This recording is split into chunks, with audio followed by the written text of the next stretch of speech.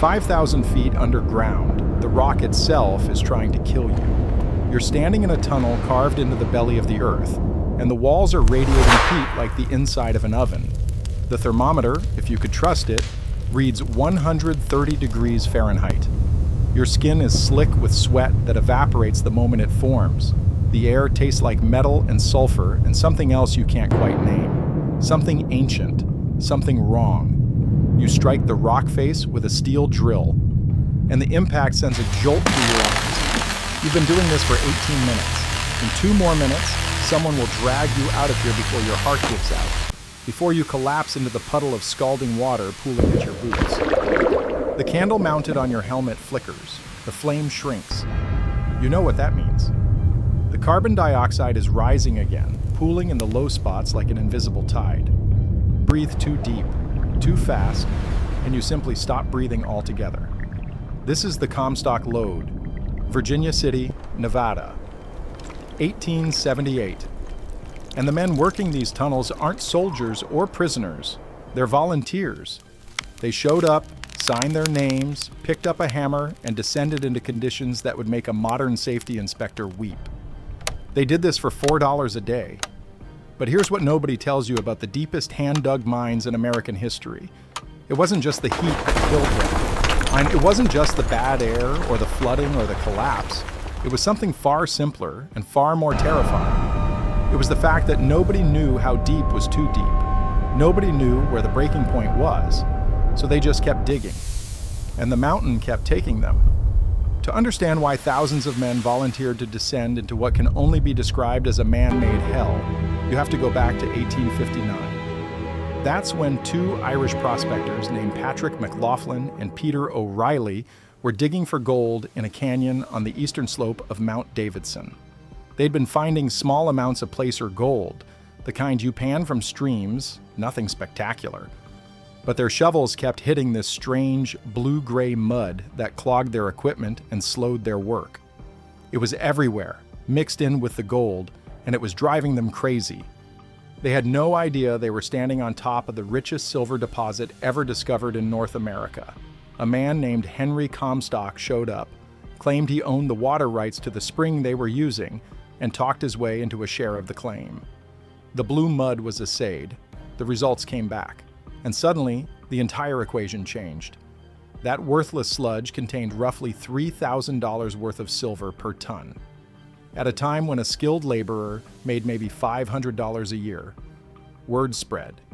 And then the world came running. Within months, Virginia City rose from nothing. Within years, it was one of the wealthiest cities per capita on the planet. The Big Bonanza, they called it. Silver Kings emerged overnight. John Mackay, James Fair, James Flood, William O'Brien. They became 4 of the richest men in America, their fortunes carved out of the mountain by other men's hands. But the silver wasn't sitting on the surface. It wasn't in shallow veins you could scrape out with a pickaxe and a mule. The Comstock Lode ran deep, deeper than anyone had ever mined before. And if you wanted that silver, you had to go get it. So they started digging. The first shafts went down a few hundred feet, then 1,000, then 2,000. Each new depth brought new problems nobody had ever solved before. The conventional wisdom of mining, developed over centuries in Europe, simply stopped applying. This was uncharted territory. And the only way to map it was with blood. Let me explain how you actually dig a mine shaft 5,000 feet into the earth using nothing but human muscle and hand tools. Because the scale of this achievement doesn't register until you understand the method. Picture a steel rod about 3 feet long and an inch thick. One end is sharpened to a chisel point. This is called a star drill. A man holds this drill against the rock face, pressing it into the stone. Another man swings a sledgehammer, 8 pounds of iron moving at roughly 30 miles per hour, aimed at a target the size of a silver dollar, inches from his partner's hands. If he misses, he shatters bone. If he hits, the drill bites into the rock maybe a quarter inch. They do this thousands of times, hour after hour, day after day. A good team, working in perfect rhythm, might advance 3 feet in a 24-hour period. 3 feet. Think about that. To dig 1 mile straight down at 3 feet per day would take over 5 years of continuous work. And that's assuming nothing goes wrong. Everything went wrong. The standard method was called single jacking or double jacking, depending on whether one man did both jobs or two men worked together. Double jacking was faster, but required absolute trust.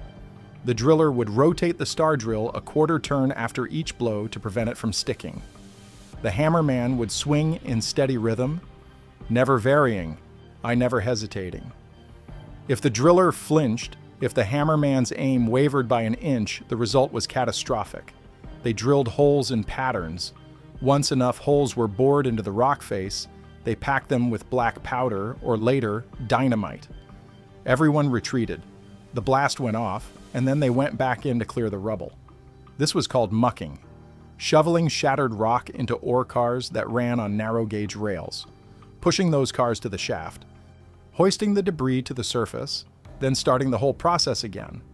The shafts themselves were engineering marvels, vertical drops of thousands of feet, lined with timber to prevent collapse, equipped with cages that carried men and equipment up and down. The hoisting machinery on the surface was powered by steam engines burning wood that had to be hauled in from the Sierra Nevada, 60 miles away. The scale of the operation was almost incomprehensible. And at the bottom of those shafts, in temperatures that would kill an unprotected man in under an hour, the drilling never stopped. The heat was the first enemy they didn't know how to fight. At sea level, rock temperature sits around 50 to 55 degrees Fahrenheit. But as you descend into the earth, the temperature rises. This is called the geothermal gradient. On average, you gain about 1 degree for every 50 to 70 feet of depth. But the Comstock wasn't average. The volcanic geology of the region meant the gradient was steeper, much steeper. By 1,500 feet, miners were working in temperatures exceeding 100 degrees. By 3,000 feet, the rock walls themselves registered 120 to 130 degrees Fahrenheit. The deeper shafts, below 3,000 feet, recorded temperatures as high as 170 degrees in some locations. Human beings cannot survive sustained exposure to those conditions. Core body temperature rises. The heart races, trying to pump blood to the skin for cooling. And sweat production goes into overdrive. But when the air temperature exceeds body temperature, sweating becomes useless. The body simply cooks from the inside. The mine operators knew this was coming. They had to devise countermeasures.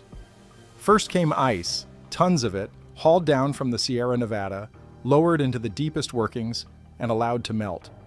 Miners would press themselves against the ice blocks between shifts, trying to lower their core temperature. They drank ice water constantly.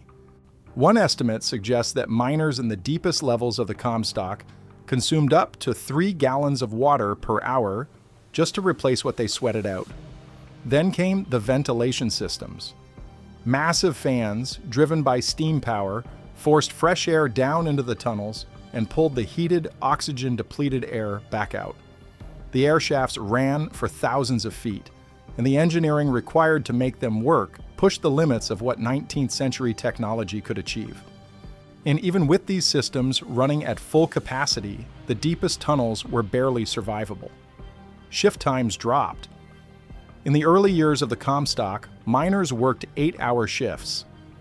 By the time they hit 2,500 feet, shifts were cut to 6 hours. At 3,000 feet and below, men could only work for 20 to 30 minutes at a time before being hauled to the surface to cool down. 20 minutes. That was all a human body could tolerate, and still, they kept going deeper. But the heat wasn't trying to kill them. It was simply a fact of physics, as indifferent as gravity. The water, though, the water seemed almost malevolent. Below a certain depth, the mines began to flood. Hot water, superheated by the surrounding rock, poured into the tunnels from underground springs and reservoirs. The water temperature ranged from 150 to 170 degrees Fahrenheit. Hot enough to scald skin on contact. Hot enough to fill your boots with blistering agony, and it didn't trickle, it gushed. Some of the larger water strikes discharged thousands of gallons per minute into workings that had no way to handle that volume. Entire sections of mines had to be abandoned. Pumps ran 24 hours a day, 7 days a week, fighting a battle that could never be won, only managed. The pumping capacity of the Comstock mines was staggering. At its peak, the combined pumping operations removed millions of gallons of water per day from the underground workings. The steam engines powering those pumps consumed forests worth of timber. The infrastructure required to keep the mines dry represented an engineering project nearly as impressive as the mines themselves. When the pumps failed, and they did fail, the water rose. Sometimes slowly enough for evacuation, sometimes not. There's a specific sound that old miners described. The sound of water breaking through a rock wall under pressure. A roar that started low and built in seconds to something that drowned out every other noise. Men who heard that sound and survived spoke about it for the rest of their lives. The ones who didn't survive are still down there. The carbon dioxide was more subtle. You couldn't see it, you couldn't smell it, you couldn't taste it. But carbon dioxide is heavier than air, and in poorly ventilated tunnels, it pooled in the low spots. Depressions in the floor, dead-end drifts. On anywhere, the fresh air circulation couldn't reach. A man could walk into a pocket of bad air and never walk out. The symptoms came on fast. Dizziness, confusion, a strange euphoria sometimes, followed by unconsciousness, followed by death unless someone dragged you out in time. The miners developed a simple test. They carried candles. If the flame burned low and yellow, the air was marginal. If it flickered and died, you turned around immediately, or you died with it. But candles aren't perfect detectors, and men who were exhausted, dehydrated, and half-cooked from the heat didn't always notice the warning signs until it was too late. The death records from Virginia City during the Comstock era are incomplete. Many accidents went unreported, many bodies were never recovered from collapsed tunnels or flooded shafts. But conservative estimates suggest that at least 300 men died in the Comstock mines during the active years from 1860 to 1880. Some historians believe the true number is significantly higher. 300 men, minimum, in 20 years, in a single mining district, and every one of them walked into that mountain knowing the odds. The collapses were the most dramatic deaths, even if they weren't the most common. The Comstock lode wasn't a single vein. It was a massive ore body, in some places over 400 feet wide, the largest silver deposit in the world at the time. Extracting that ore meant creating enormous underground cavities, rooms the size of cathedrals carved out of living rock, supported by nothing but timber. And I mean timber. Philip Deidesheimer invented a system called square-set timbering specifically for the Comstock. The idea was simple: build interlocking cubes of heavy timber, stack them as high and wide as needed, and fill the empty spaces with waste rock as you extract the ore. The timber frames supported the roof. The waste rock provided bulk. It worked, until it didn't. The problem was scale. As the mines went deeper and wider, the square-set systems grew to dimensions never attempted before. Some of the larger stopes, the underground chambers where ore was extracted, measured hundreds of feet in every direction.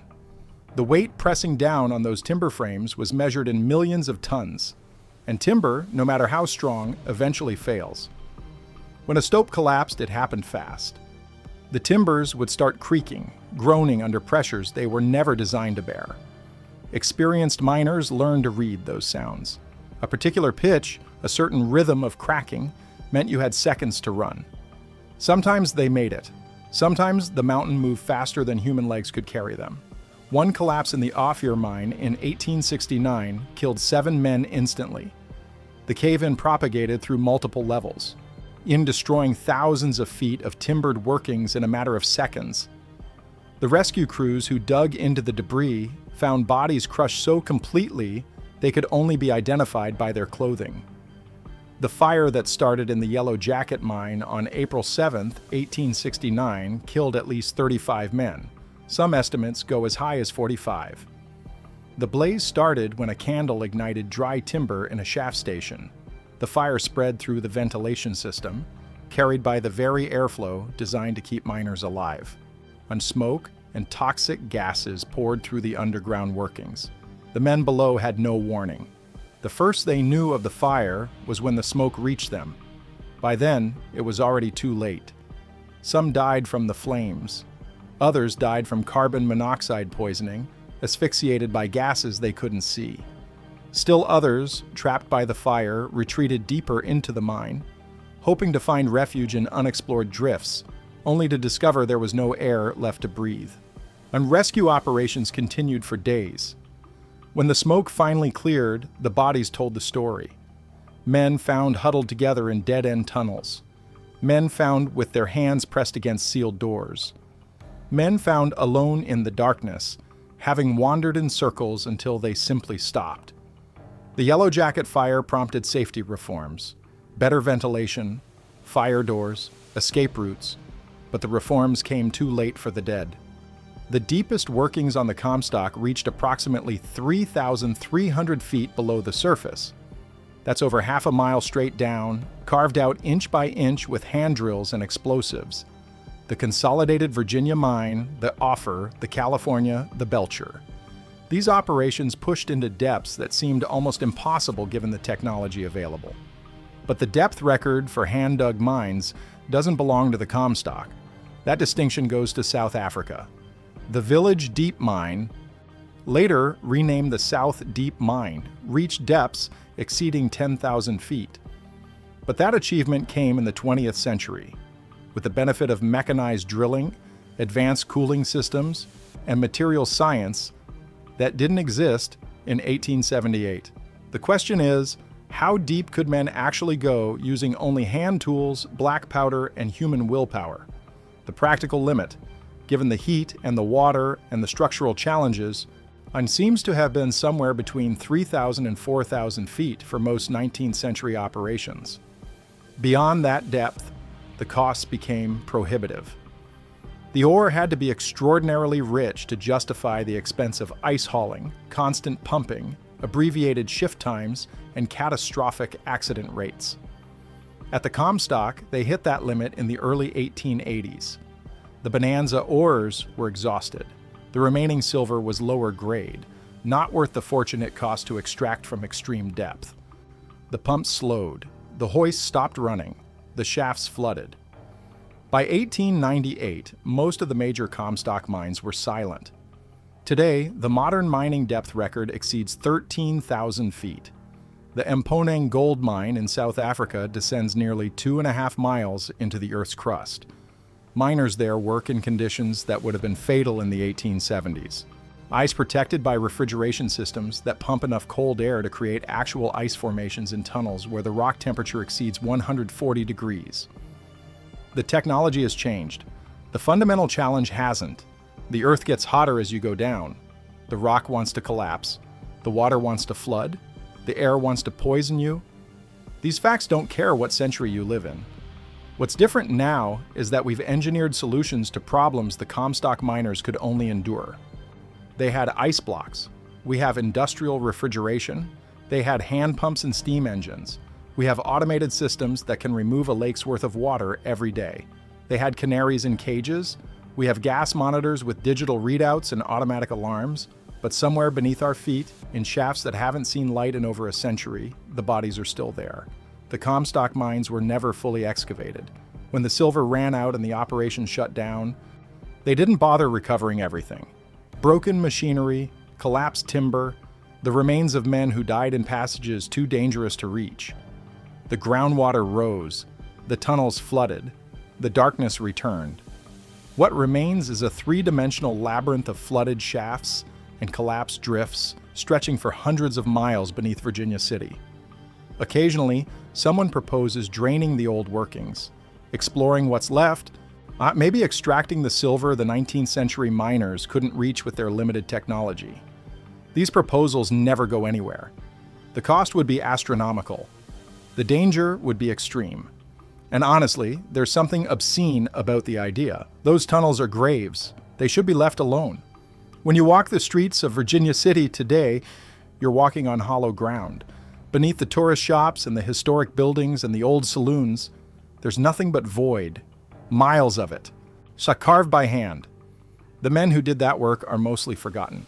We remember the Silver Kings, the millionaires who built mansions in San Francisco with the profits. We remember Mark Twain, who worked briefly as a reporter for the Territorial Enterprise before moving on to fame. We remember the names of the mines themselves, engraved on stock certificates that once traded for fortunes.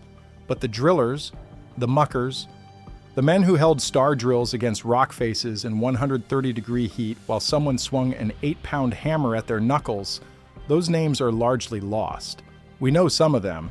The accident reports preserve fragments, casualty lists that read like roll calls from a forgotten war. Patrick Hennessy, killed by a falling rock in the Savage Mine, 1872.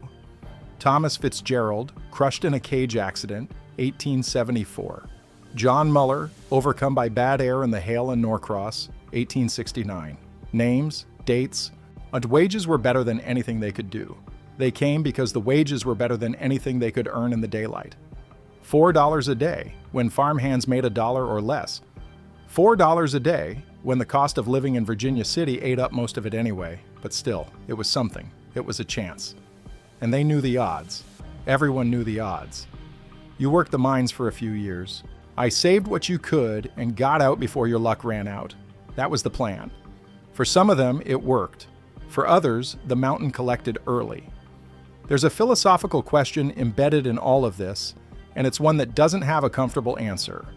We built the modern world on the backs of men who died in places like the Comstock.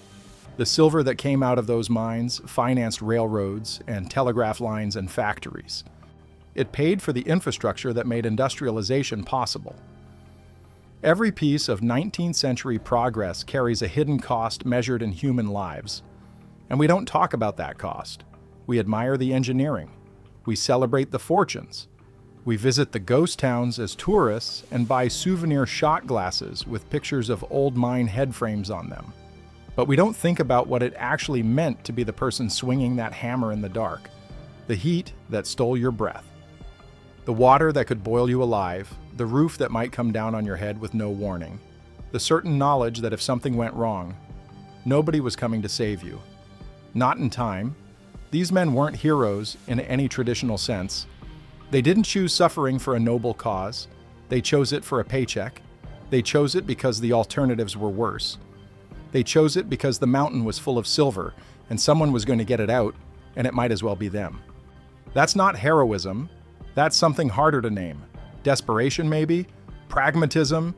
The brutal calculus of survival in a world that offered limited options. But there's dignity in it, too. There's skill in the way a double-jacking team could work in perfect rhythm, swing after swing, hour after hour, boring holes into stone that had sat undisturbed for millions of years. There's courage in descending 3,000 feet into a place you knew might kill you. I'm clocking in for another shift anyway. We owe these men something. Not worship, not romanticization, just acknowledgement. They dug a mile deep using picks and hammers. They did it in conditions that would be considered torture by any modern standard. They did it because the world wanted silver, and the silver was down there, and someone had to go get it. 300 of them, at minimum, never came back up. The deepest hand-dug mines in America are silent now. The headframes that once stood like monuments over every shaft are mostly gone, dismantled for scrap or collapsed from neglect. The towns that served the miners have faded to tourism economies and retirement communities. The underground workings have filled with water that will never be pumped out again. But the shafts are still there. Beneath the desert floor, beneath the sagebrush and the ghost towns, and the endless Nevada sky, the tunnels wait.